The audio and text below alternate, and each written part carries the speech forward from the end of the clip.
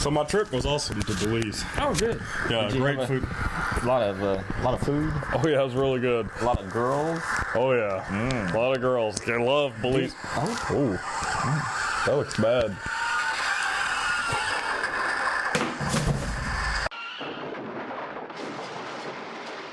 Hello everyone, welcome to the Ben and Jason video cast. I'm Jason. I'm Ben. And this week we take a look at the 80s movie Blowout, starring John Travolta, John Lithgow, directed by Brian De Palma.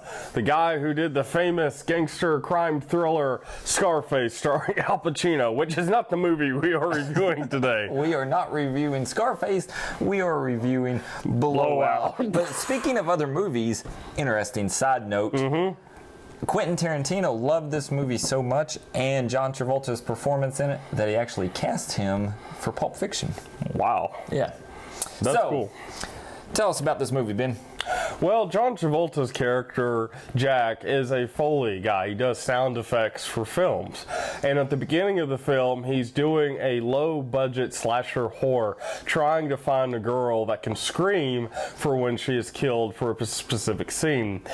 He can't find her, and while he leaves the editing, while he leaves the theater where he works at, or studio, he goes and he's on a bridge, he has his equipment with him, and he's trying to pick up just random sounds just to see what he can get, from a couple kissing or whatever to owl to a frog.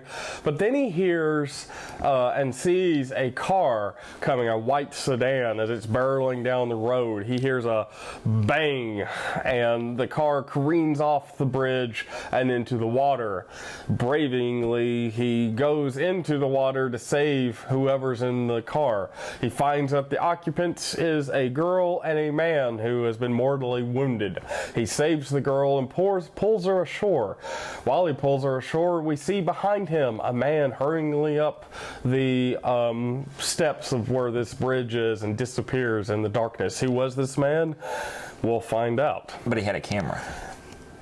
Good observation, Jay. He had a camera. So, while John Travolta, or Jack, takes this girl, Nancy, to the hospital, he is questioned by police. Come to find out that the man that was killed in the vehicle is a senator that was on his way to be president. Someone wanted him silenced. The girl, Nancy, was actually used as a setup to try to get some seedy information about the senator. The senator's cohorts wanted this kept silent, and they wanted Nancy and Jack to keep quiet and all evidence destroyed. They didn't want it to be blown out of proportion. Seen what you did there. Let the air out of that one. So, Jack won't keep silent. He wants to tell the world what truly happened, and he has the evidence on his recorder. Well, they've thought of that, and enter John Lithgow, a sinister and cold assassin who... You're going to come in here at some point? I'm waiting to interject. Interject at any time, because... You're struggling over it. Like I'm being strangled by what? Oh, God. Yes, so John Lithgow is the assassin who is paid to cover up the obvious attempt to assassinate the senator that was actually on the bridge, or standing on the bridge watching the car come. The photographer is actually who was on the bridge was played by Franz, who you may remember was a detective in the long-running and popular series NYPD Blue. That's right. And because he's wanting to sell pictures of anything, obviously, to make money. Yeah. So he has paid Nancy, the girl that was actually in the car, to, I guess, get information or get CD. Kind of seduce who he wants. Exactly. Or to seduce, and then he can catch them in the act. Yeah, and have pictures, and that'll sell magazines. And keep in mind, this movie was way before internet, YouTube, anything like that. So everything that was taken was sold to newspapers, to magazines, and then published. Yeah. Well, the crash scene of the senator that he took pictures of, John Travolta's character, Jack, sees it in Newsweek, and because it was sequenced so good, he was actually able to photograph it in the movie studio and create a somewhat movie-like, almost like a flip book, I guess, and shows the crash sequence. Well, there's one clip that actually shows a firing of a gun. A muzzle flash. Yes. And so he knows that the shot that he heard was not the blowout of the tire, but in fact a gunshot meant to kill the senator. Yeah. And it just happened to be that Nancy was in the car with him at the time, and so she obviously is trying to cover up the fact that she is being paid by Dennis Franz because that's her meal ticket. And Jack finally convinces her to go on camera. They track down a reporter who wants to go live on the air with this, and then enter John Lithgow, who does a variety of things to not only cover up, but to that Corona's a bitch, eh? It is. For instance, the car where it's been towed to at the police station, he sneaks in there and takes the blowed out tire, or the tire they shot off, and puts another tire on so that they can't see the obvious bullet hole. He takes a magnetic type thing that destroys a tool that destroys all of the sound off Jack's tapes that he has hundreds of his sound effects in order to try to wipe the data from the video that recorded the car accident. He kills multiple women and makes it, he's trying to look for Nancy, and when he kind of makes mistakes going with the wrong girls, he makes it as if there's a serial killer in New York City that is killing these girls. That's also, he forms into another cover-up in a way, trying to cover his tracks. And so, but he's killing prostitutes, so it looks like that it's just, and the reason he's doing that is because usually prostitutes typically don't have family looking for them. I know from experience here, so he's killing easy targets. So any prostitutes watching, we do not mean to offend. Thanks for support our show. But Susie, edit that one out. So. Yeah, like he thought he was killing Nancy because he walks up behind her, and it was another girl with a similar hairstyle, and he strangles the lookalike, the one that he thought, and leaves her beside of a construction site. And then actually he calls the police and lets them know where this body is at, just so they'll put it on the news. But he does it in a different voice, of course. Yeah. He's creating a character, a false serial killer, and he stabs her. See, there is like an Independence type Day parade that's coming up, a Liberty Bell parade or something they call, and so he stabs her in the form of a Liberty Bell, the stab marks, because he's trying to make it as if the serial killer is doing it also for some weird reason to play into the Liberty Bell part, instead of just killing them. Maybe to create liberty for the prostitutes? I don't know. But so John and Nancy has contacted the reporter, and John Lithgow's character has tapped the phone lines and is listening to these conversations. So he knows that the reporter is going to be meeting with them. Well, he cuts the phone line to Jack's house and calls Nancy as the reporter. Yeah, gets a hold of Nancy. Nancy goes over to Jack's house. Jack says, "That's fishy. Let me wire you up and follow you just to make sure everything's okay." Because they were going to drop. They were going to meet the reporter to drop off the video, real tape. Yeah, so he could show it on air. And so Nancy gets mocked up, wired up from Jack.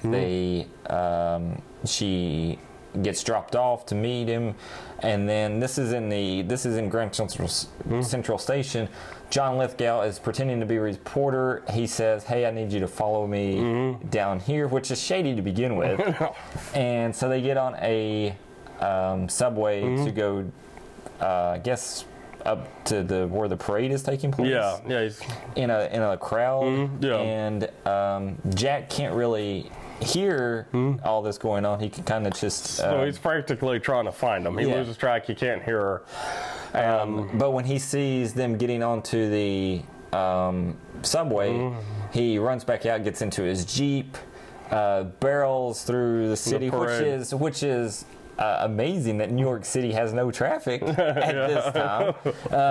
Finally gets to the parade, crashes in, gets knocked out, and is laying in the ambulance, and he hears her still through the mic being drugged, like she's screaming, and spots her, and John Lithgow's character is getting ready to strangle her. Actually takes the evidence, takes the tape, and throws it into the river. And so Jack, obviously, like every heroic, slow motion.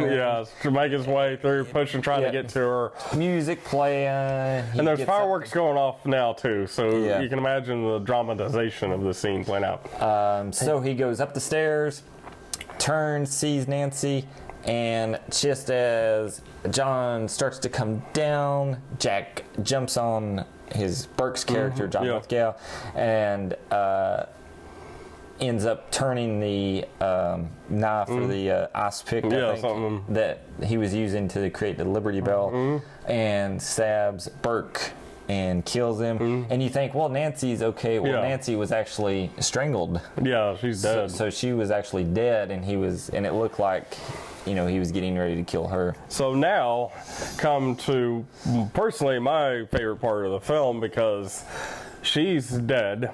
The tapes are destroyed. There's no evidence. So all that they did is now lost for nothing. Yeah. So the film fades out. Nancy, so we see at the beginning of the film a serial killer killing this girl in the shower. Well, since that girl couldn't scream for nothing, at the end of the film it goes back to that, and he's put Nancy's last scream into the film. She always wanted to be in movies, and now she is.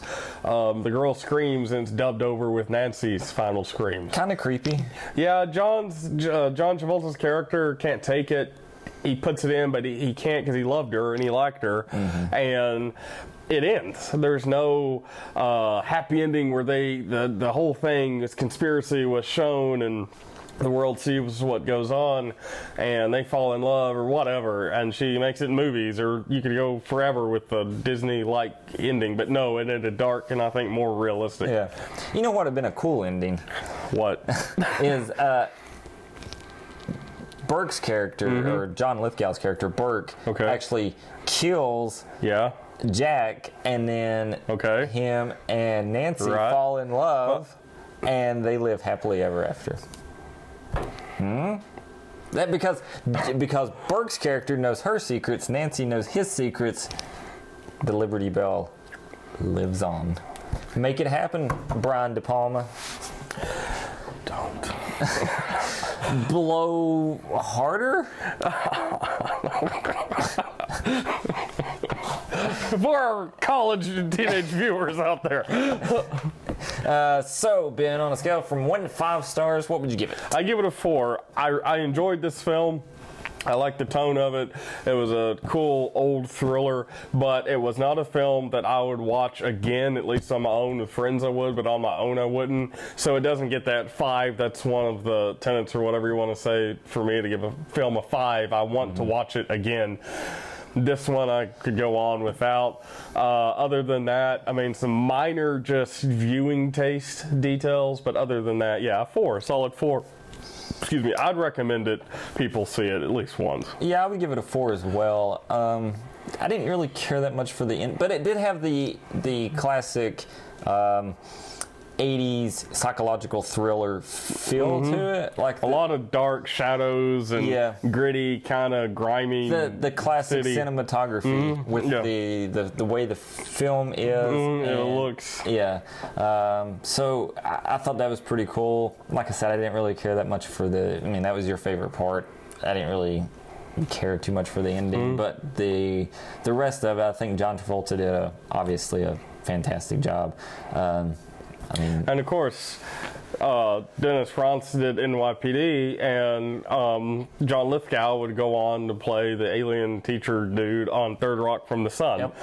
And John Travolta, we all know, became a Scientologist, and his most recent films are... Scientology and John Travolta. But Nancy ended up doing nothing. So... it's a hit or miss, I guess. Hashtag Nancy. Get her back in the game. Nancy Drew. She's not Nancy Drew. But she was close to a reporter. I don't know.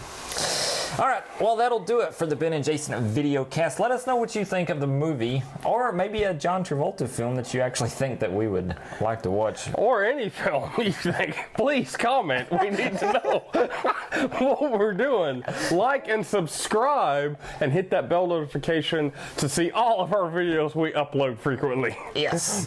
Till next time, we hope that you're staying safe. Wear a mask. Don't know why we're screaming that at you, but yes. Stay safe. Wear a mask. Until next time, I'm Jason. I'm Ben. We'll see you later. Adios. Adios. We're Mexican all of a sudden.